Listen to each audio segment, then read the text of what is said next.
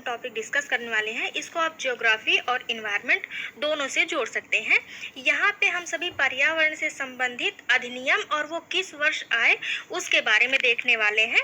ये सभी एग्जाम के लिए महत्वपूर्ण है क्योंकि इसमें कई बार दे दिया जाता है मिलान करने के लिए। एक तरफ अधिनियम दे दिया जाएगा, एक तरफ उसका वर्ष दे दिया जाएगा, तो वहाँ पे मिलाने के लिए ये आता है। तो यहाँ पे हम सभी को देखने वाले हैं। ठीक है, चलिए शुरू करते हैं।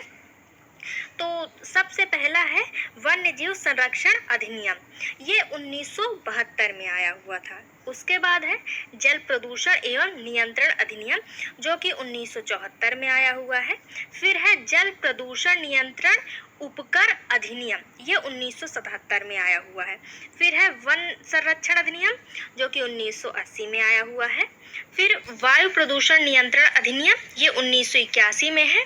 और फिर पर्यावरण संरक्षण अधिनियम 1986 में है।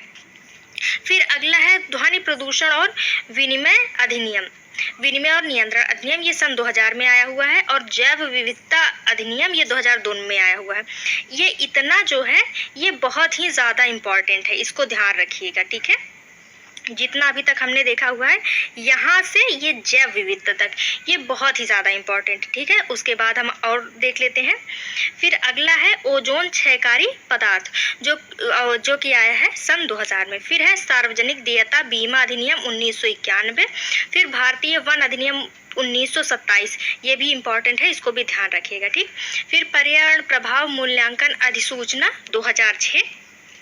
अगला है प्लास्टिक अपशिष्ट प्रबंधन नियम 2016 और ई अपशिष्ट प्रबंधन नियम, ये भी 2016 में है। ठीक है, फिर अगला है राष्ट्रीय हरित प्राधिकरण अधिनियम सन 2010 में आया। और फिर जो राष्ट्रीय हरित प्राधिकरण वर्तमान में है ये 18 अक्टूबर सन 2010 को स्थापित किया गया। ठीक है, फिर अगला है पर्यावरण सूचना प्रणाली की स्थापना 1982 में हुई।